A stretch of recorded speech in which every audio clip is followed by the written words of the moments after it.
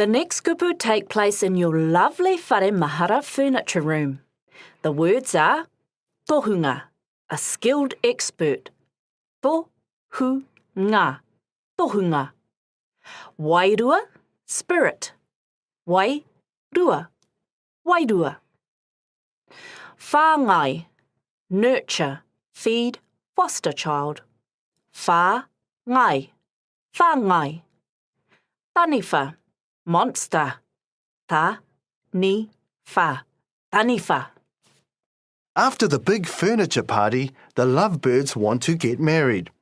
Another piece of your furniture says it's a tohunga, a skilled expert, when it comes to matters of wairua, spirit. So it thinks it can oversee the marriage, especially as one of the lovers is its whāngai, fed and nurtured foster child.